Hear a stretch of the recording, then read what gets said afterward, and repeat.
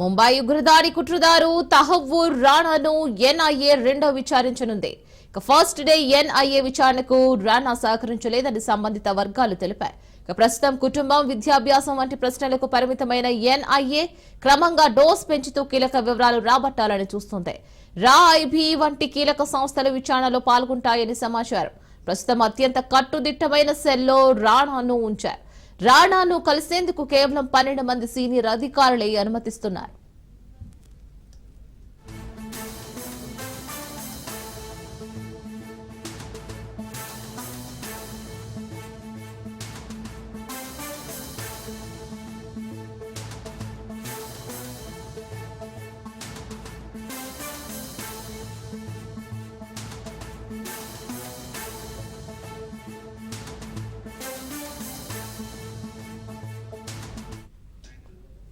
ముంబై ఉగ్రదాడి కుట్రదారు తహవ్వూర్ రాణాను ఎన్ఐఏ రెండో విచారించనుంది.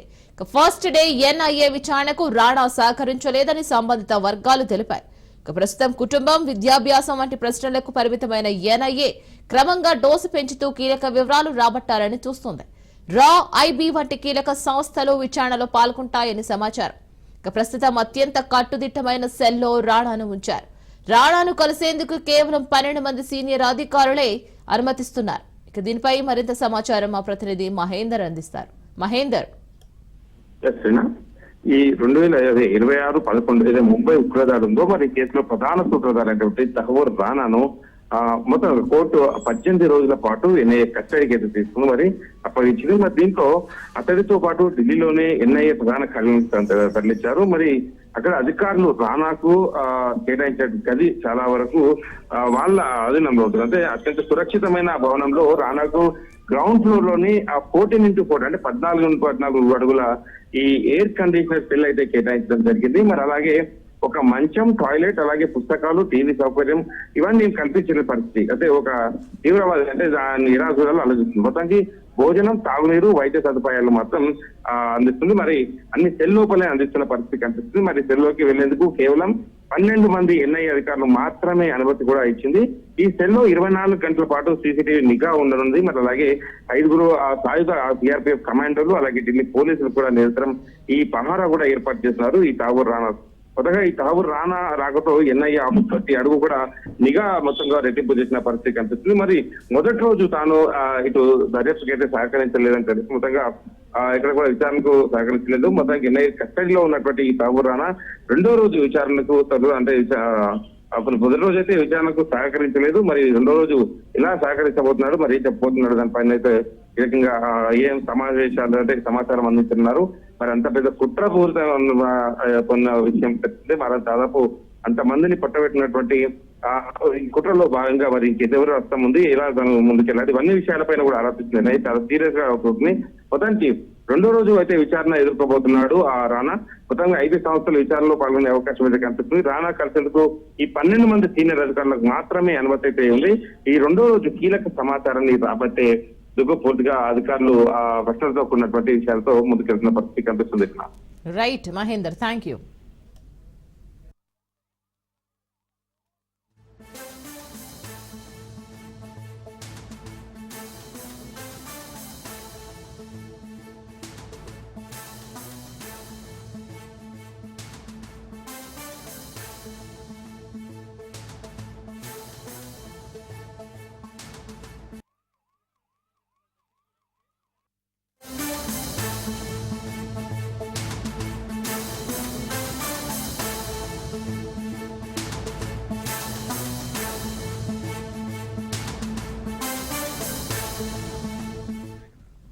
Breaking news చూస్తున్నాం. అమెరికా, చైనా దేశాలు పరస్పరం సుంకాలు పెంచుతూ ప్రపంచ వాణిజ్యంలో ఆజ్యం పోస్తున్నాయి.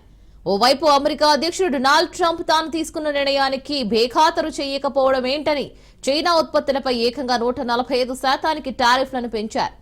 మరి ఇందుకు బదులిచ్చిన చైనా తమతో ఇలాంటి బెదిరింపు ధోరణి పనిచేయదంటూ ఎదురు 125% సుంకాలను పెంచుతున్నట్లు ప్రకటించింది.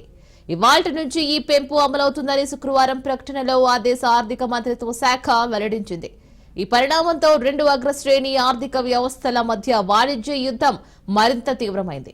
అమెరికా అనుసరిస్తున్న విధానం ఒక నెంబర్ గేమ్ అని, ఆర్థికంగా ఎలాంటి ప్రాముఖ్యత లేదని చైనా అభిప్రాయపడింది.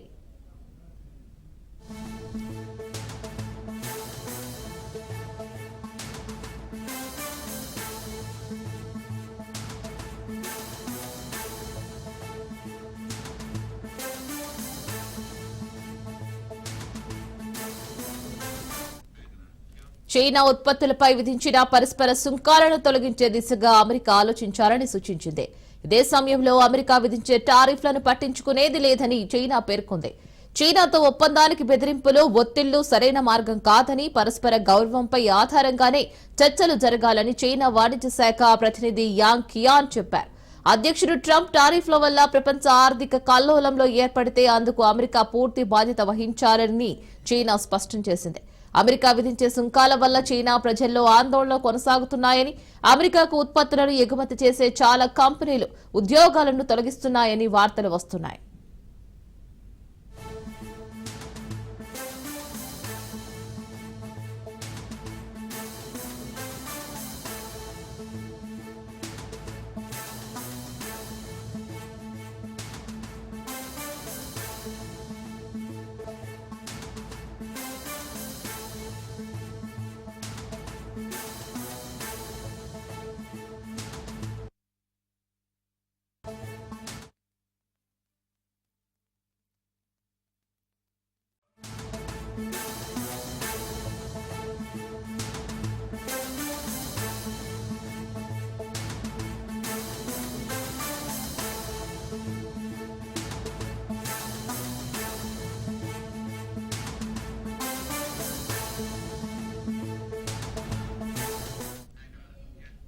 బ్రేకింగ్ న్యూస్ చూస్తున్నాం. కృష్ణా జిల్లా యనమల కూతురులో విషాదం నెలకొంది.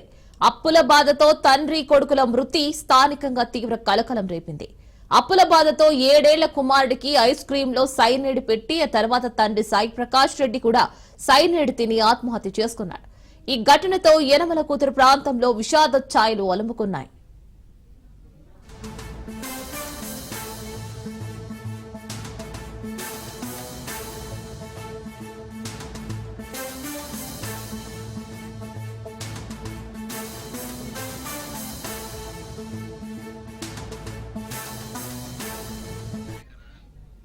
వేమిరెడ్డి సాయి ప్రకాష్ రెడ్డి యనమల కూతురులో భార్య కొడుకుతో కలిసి నివాసం ఉంటున్నాడు. కరోనా సమయంలో వ్యాపారం లేకపోవడంతో ఆర్థికంగా నష్టపోయి అప్పుల పాలయ్యాడు. భార్య లేని సమయంలో తన 7 ఏళ్ల కొడుకు తక్షిత్ కు ఐస్ క్రీమ్ లో సైనైడ్ కలిపి ఇచ్చి తాను కూడా తిన్నాడు. సాయి ప్రకాష్ రెడ్డి తన సన్నిహితుడైన విజయ్ కు తాను తక్షిత్ సైనైడ్ తీసుకున్నామంటూ మెసేజ్ పెట్టాడు. స్థానికుల సహాయంతో విజయవాడ పడమటలోని ఓ ప్రైవేట్ ఆసుపత్రికి తరలించారు. అప్పటికే కొడుకు మృతి చెందగా చికిత్స పొందుతూ సాయి ప్రకాష్ రెడ్డి కూడా మృతి చెందాడు. పెనమలూరు పోలీసులు అనుమానాస్పద మృతిగా కేసు నమోదు చేసి దర్యాప్తు చేస్తున్నారు.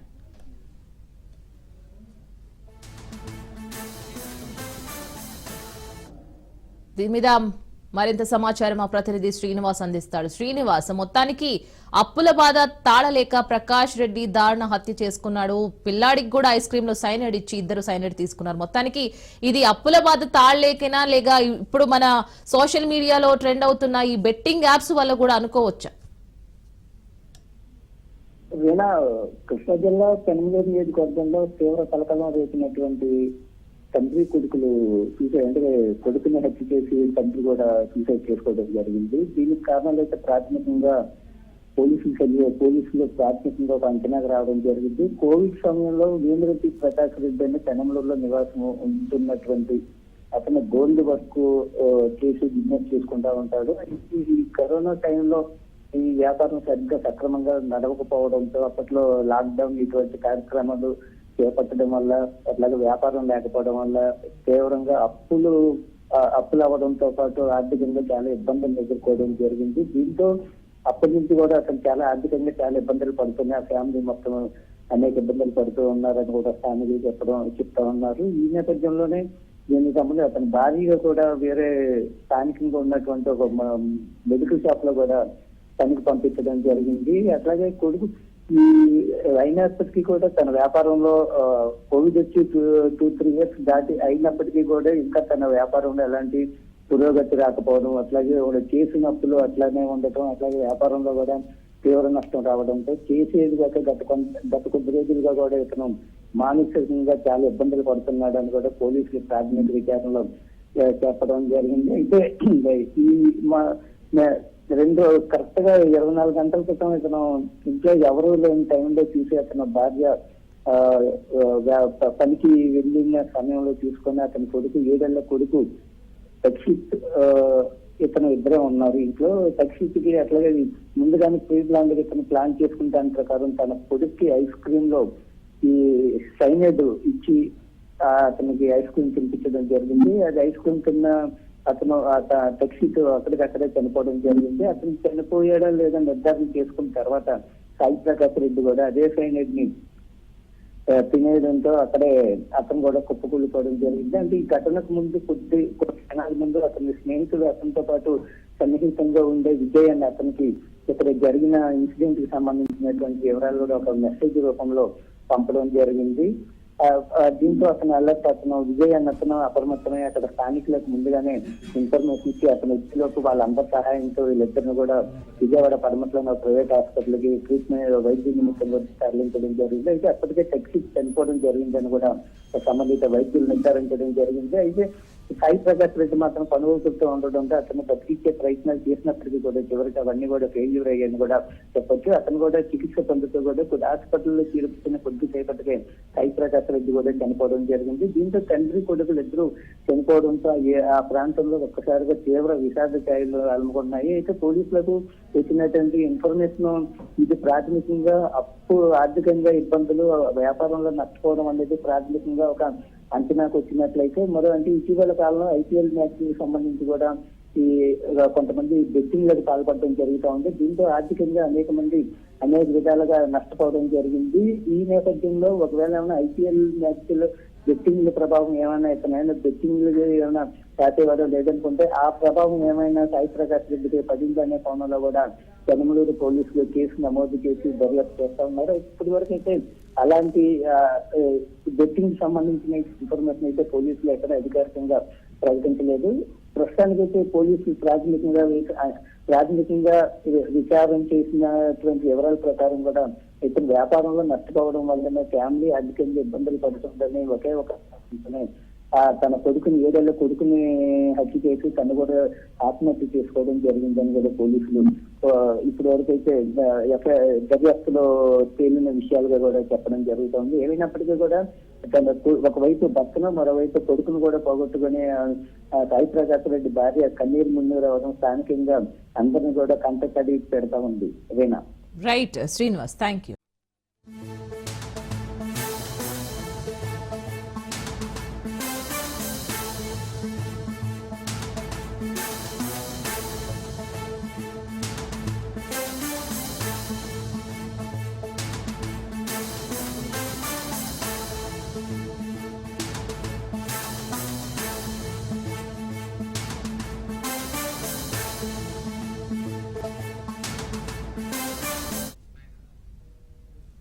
మరో బ్రేకింగ్ న్యూస్ చూస్తున్నాం. పద్మశ్రీ అవార్డు గ్రహీత వనజీవి రామయ్య కన్నుమూశారు. గత కొంతకాలంగా అనారోగ్యంతో బాధపడుతున్న ఆయన ఆసుపత్రిలో చేరారు. ఆరోగ్యం విషమించడంతో చికిత్స పొందుతూ మృతి చెందారు. చెట్లను పెంచడం అంటూ చిన్నతనం నుంచే ప్రచారం చేస్తూ చెట్లు నాటుతూ సేవ చేసిన దరిపల్లి రామయ్య అలియాస్ వనజీవి రామయ్య మృతితో కుటుంబంలో తీవ్ర విషాదం నెలకొంది. ప్రకృతి ప్రేమికులు, రాజకీయ ప్రముఖులు ఆయన మృతి పట్ల సంతాపం వ్యక్తం చేస్తున్నారు.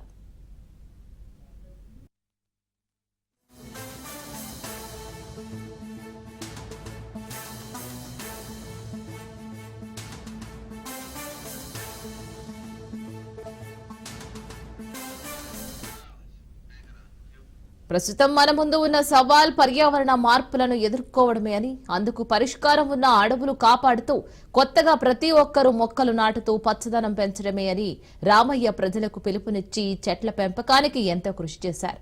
వనజీవి రామయ్య, జానమ్మ దంపతులు 1 కోటికి పైగానే మొక్కలు నాటారు.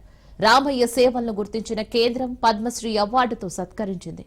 2017లో ఢిల్లీలో రాష్ట్రపతి ప్రణబ్ ముఖర్జీ చేతుల మీదుగా పద్మశ్రీ అవార్డు అందుకున్నారు. వనజీవి రామయ్య ప్రభుత్వం, ప్రైవేటు అవార్డులు 3000 షీల్డ్ పొందారు.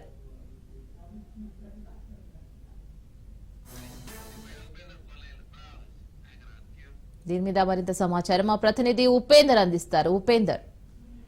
శ్రీనాథ్, ఖమ్మం జిల్లాలో విషాదం నెలకొందనేది మనం చెప్పుకోవచ్చు. పద్మశ్రీ వనజీవి రామయ్య అలియాస్ దరిపల్లి రామయ్య మాత్రం అర్ధరాత్రి తుదిశ్వాస విడిచారు. రాత్రి ఏదైతే పడుకున్న సమయంలో ఒక్కసారిగా అంటే గుండెపోటు రావడంతో కూడా వారంతా ప్రభుత్వ ఆసుపత్రికి అయితే కుటుంబ సభ్యులు తరలించారు. ఈ నేపథ్యంలో రామయ్య ఏదైతే అంటే ఆసుపత్రిలో చికిత్స పొందుతూ ఒక్కసారిగా మృతి చెందినట్టు కూడా డాక్టర్లు అయితే నిర్ధారణ చేశారు. ఈ నేపథ్యంలోనే చెట్లను పెంచడం అంటూ చిన్నతనం నుంచి ప్రచారం చేస్తూ చెట్లు నాటిన దరిపల్లి రామయ్య అలియాస్ వలజీవి రామయ్య తన కష్టాన్ని గుర్తింపుగా కూడా 2017లో ప్రభుత్వం పద్మశ్రీ అవార్డును అయితే ఇచ్చి అన్ని సత్కరించింది.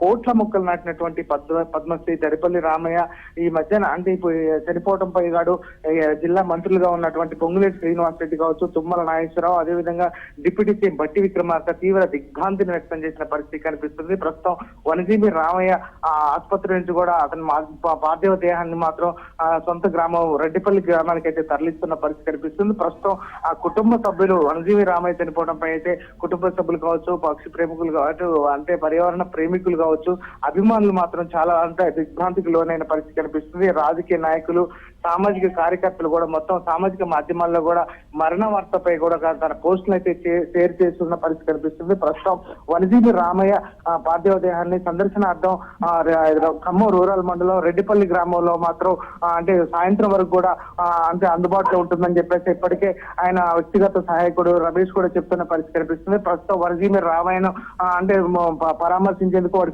కుటుంబానికి మాత్రం ప్రముఖులతో పాటు రాజకీయ ప్రముఖులు కూడా వస్తున్న పరిస్థితి కనిపిస్తుంది. వనజీవి రామయ్య మృతిపై అట్లు సీఎం రేవంత్ రెడ్డి కూడా స్పందించారు. వనజీవి రామయ్య మన మధ్య లేకపోవడం చాలా బాధాకరం అని చెప్పేసి ఆయన తన పోస్టులు కూడా ఎక్స్ లో కూడా చేసిన పరిస్థితి కనిపిస్తుంది. ఇక హరీష్ రావు అదేవిధంగా కేటీఆర్ కూడా తన పోస్టులు కూడా వనజీవి రామయ్యపై కూడా అంటే దిగ్భ్రాంతిని వ్యక్తం చేశారు. వారి కుటుంబ సభ్యులకు సానుభూతిని వ్యక్తం చేసిన పరిస్థితి కనిపిస్తుంది. ప్రస్తుతం మాత్రం సాయంత్రం వరకు మాత్రం పార్థివ దేహాన్ని మాత్రం సందర్శనార్థం రెడ్డిపల్లిలో ఉంచుతారని చెప్తున్నారు. Rehana. Right Upender, thank you.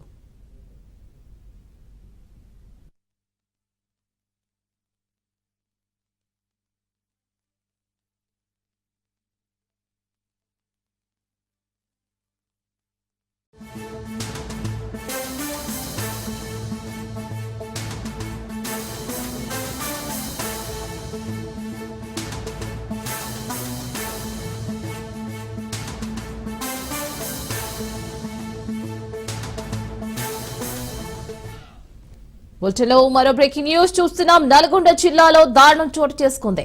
Gitanjali complex Manikanta laser colour lab owner Suresh ను కత్తులతో పొడిచి దారుణంగా హత్య చేశారు గుర్తు తెలియని వ్యక్తులు. కత్తులతో పొడిచి చంపారు దుండగులు. కుటుంబ కలహాలు, పాత కక్షల నేపథ్యంలో ఈ హత్య జరిగిందా అనే కోణంలో దర్యాప్తు చేపట్టారు నల్గొండ 2 టౌన్ పోలీసులు.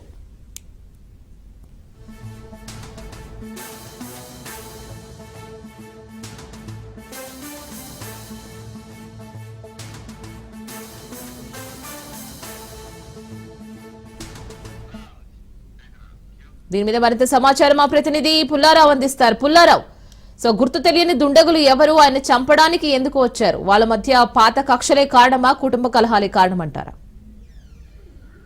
నల్గొండ జిల్లా కేంద్రంలో ఉన్న జరిగినటువంటి దారుణాలు తీవ్రమైనటువంటి కలకలం రేపు చెప్పుకోవచ్చు.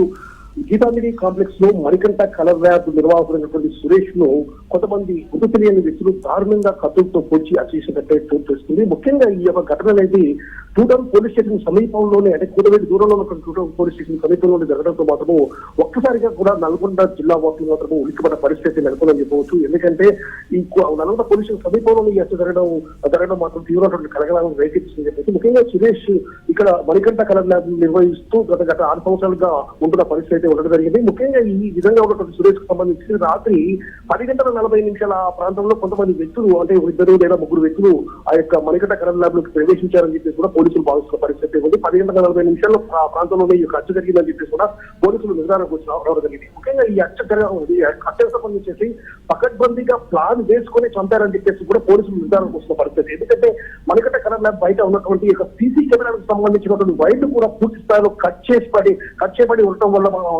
వల్ల ఒక పకడ్బందీ ప్లాన్ తోటి సురేష్ హత్య చేశారని చెప్పేసి కూడా పోలీసులు నిర్ధారణకు వస్తున్న పరిస్థితి ఉంది. కాకపోతే సురేష్ హత్య జరగడానికి ప్రధాన కారణం ఏంటి అంటే గతంలో ఏమైనా పాత కక్షలు ఉన్నాయా, లేదా మరే ఇతర కారణాలు ఏమైనా ఉన్నాయన్న పూర్వంలో కూడా పోలీసులు మాత్రం దర్యాప్తుని ముమ్మరం చేశారు. రాత్రి 10 గంటల సమయంలో ఈ యొక్క హత్య జరిగిన సమయంలో అంటే ఆ యొక్క గీతాంజలి కాంప్లెక్స్ సంబంధించి పక్కన కూడా మొత్తం అనేక రకమైన షాప్స్ ఉండటం జరిగింది. కాకపోతే 10 గంటల 40 నిమిషాలు జరిగింది కాబట్టి ఆ షాప్స్ అన్ని కూడా మూసివేయబడ్డాయి. ఈ యొక్క కలర్ ల్యాబ్ అనేది అంటే దీనికి సంబంధించి పెళ్లిలకు సంబంధించిన ఆర్డర్స్ కానీ ఇటువంటివి ఉంటాయి కాబట్టి ఆ కలర్ ల్యాబ్ అనేది ఓపెన్ చేసి ఉండడం జరిగింది. ఇదే సమయంలో దుండగులు అనేవారు ముఖ్యంగా ఒక పక్క వ్యక్తి నిర్వహించేసి ఈ విధంగా ఈజీ కెమెరాకి సంబంధించినటువంటి వైర్ కట్ చేసేసి సురేష్ ని కత్తులతో దారుణంగా పూర్తి చంపిన పరిస్థితి ఉంది. సో ఈ విషయానికి సంబంధించి పోలీసులు మాత్రం లోతైన దర్యాప్తు చేస్తున్నారు. ముఖ్యంగా టాక్స్ కార్డు రప్పించడం జరిగింది. అదే విధంగా టాక్స్ కార్డు రప్పించిన తర్వాత టాక్స్ కార్డు ఆధారంగా కూడా పోలీసులు దర్యాప్తు అయితే ముమ్మరం చేశారని చెప్పవచ్చు. హత్యకు సంబంధించి దాదాపు 2 లేదా 3 వ్యక్తులు పాల్గొని ఉంటారని చెప్పేసి కూడా పోలీసులు నిర్ధారణకు వచ్చిన పరిస్థితి ఉంది. సో పోలీసులు ఆ యొక్క మృతదేహాన్ని పోస్ట్ మార్టం నిమిత్తం నల్గొండ కేంద్ర ఆసుపత్రికి తరలించేసి దర్యాప్తు అయితే ముమ్మరం చేశారు. తప్పనిసరిగా తొందరలోనే ఈ యొక్క నిందితులను అదుపులోకి తీసుకుంటాము. అదేవిధంగా హత్యకు దారితీసిన కారణాలు పూర్తిస్థాయిలో రెడ్డి సంబంధించి కూడా పోలీసులు పరిస్థితి ఉంది. Right Pullarao, thank you.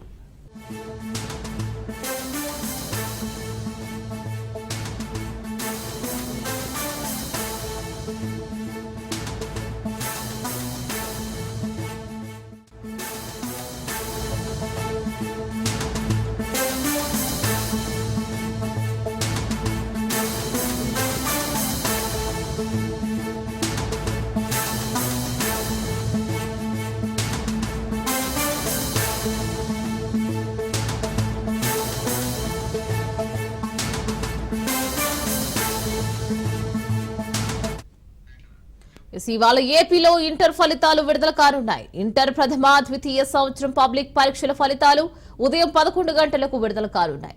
విద్యార్థులు తమ ఫలితాలను వెబ్సైట్ లో చూసుకోవచ్చు. మన మిత్ర వాట్సాప్ యాప్ లోనూ రిజల్ట్స్ పొందవచ్చు. మొదటిసారి వెబ్సైట్ లో డైరెక్ట్ గా ఫలితాలు విడుదలవుతున్నాయి. రాష్ట్ర వ్యాప్తంగా ఈ ఏడాది ఇంటర్ మొదటి 2వ సంవత్సరానికి 10,17,102 మంది విద్యార్థులు పరీక్షలకు హాజరయ్యారు. గత నెల 20తో పరీక్షలు ముగిశాయి. ఇంటర్ ఫలితాలను ఎలాంటి హడావిడి లేకుండా విడుదల చేయాలని విద్యాశాఖ మంత్రి నారా లోకేష్ నిర్ణయించారు.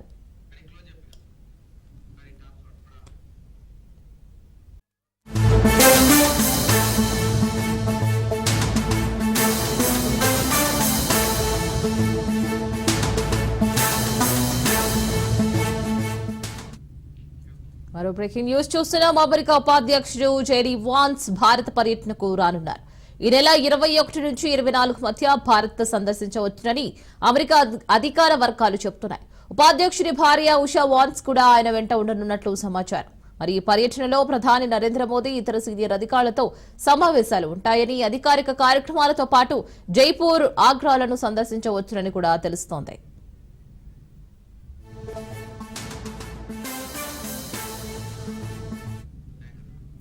ఎన్ఎస్ఏ మైక్ వాల్స్ కూడా వారితో పాటు భారత్ పర్యటనకు వచ్చే అవకాశం ఉంది. ఉషా వాన్స్ భారత సంతతి అమెరికన్. ఆమె అమెరికా 2వ మహిళగా తన స్వదేశానికి మొదటిసారిగా వస్తోంది.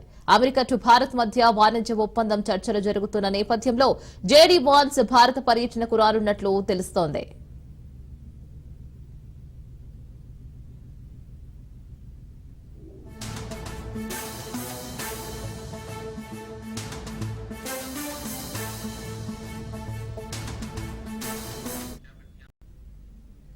మంచిర్యాల జిల్లా మందమర్రి రామకృష్ణాపూర్లో మంచినీళ్ల ముప్పు వాటిల్లింది. ఇలాంటి సమయంలో మున్సిపాలిటీ నుంచి మురికినీరు సరఫరా చేస్తున్నారు.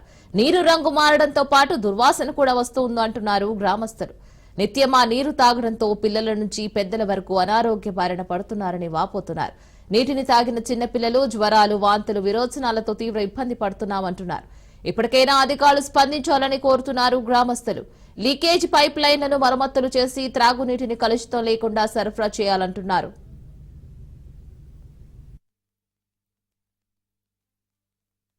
మూడు 4 రోజులకు ఒకసారి వస్తున్నాయి నీళ్లు. అవి వచ్చినా కూడా అవి కూడా మురుకులు వస్తున్నాయి. మళ్ళీ ఇంకోటి ఏంటంటే నాలీల సమస్య ఉన్నది ఇంపార్టెంట్. ఆ కాలువల నుండి వచ్చే నీళ్ళు కూడా అన్ని వేరే వేరే వేరే వాళ్ళ పొలాలకు వెళ్తే వాళ్ళతో ఇబ్బంది అవుతుంది మాకు. దయచేసి మున్సిపల్ అధికారులు స్పందించి ఈ వాటర్ విషయం ఒకటి, ఈ కాలువల విషయం ఒకటి తొందరగా పరిష్కారం చేయగలరని మా ప్రార్థన. చాలా మంది బయట తీసుకెళ్ళి బయట నుండి కొనుకొచ్చుకొని తాగే పరిస్థితి ఉన్నది ఇక్కడ. రెండవది ఏంటంటే ఈ కాలువల విషయం కూడా అసలు ఏ అధికారి కూడా స్పందిస్తలేరు. ఇప్పటికి చాలాసార్లు మేము మొరబెట్టుకున్నాము మున్సిపల్ అధికారులకు. కాబట్టి దయచేసి తొందరగా ఈ సమస్యలను పరిష్కారం చేయగలరు. గంట సేపు కూడా ఇడుసు లేదు పంపు చెప్పానే బంద్ కాకట తనుకుంటా వచ్చిన వాళ్ళకి మురుకులు వచ్చుడు మళ్ళీ పడతామంటే అలా బంద్ కాకట కొనకచ్చుకుంటున్నాం గీడ 15 రూపాయలకు డబ్బా అరగంటకు ఎక్కువ వస్తలేదు పంపు మేము అటు ఇటంటలో బంద్ అవుతుంది ఆ నీళ్ళతో దండిసేం ఉన్నది మాకు ఇక్కడ మాకు ఈ వాడకే ఉన్నది ఏ వాడకు లేదు ఈ వాడకే బాగున్నది సార్ మాకు నీళ్ళతో మస్తు గోస అయితే అంది మాకు నీళ్ళు లేకనే అయితే గెలిచాక ఒక మాట గెలిచినాక ఒక మాట మాకేం లేకున్నా కానీ మాకు నీళ్ళు అయితే రావాలి ఖచ్చితం మాకు ఎమ్మెల్యే కాలే ఎట్లనే నీళ్ళు అక్కడ మాకు రోజుకు రోజు రావాలి. ఇవి గంగ నీళ్ళు వస్తున్నాయి, అవి బాగా మురుకులు వస్తున్నాయి, అవి కూడా 3 రోజులకు ఒకసారి వస్తున్నాయి.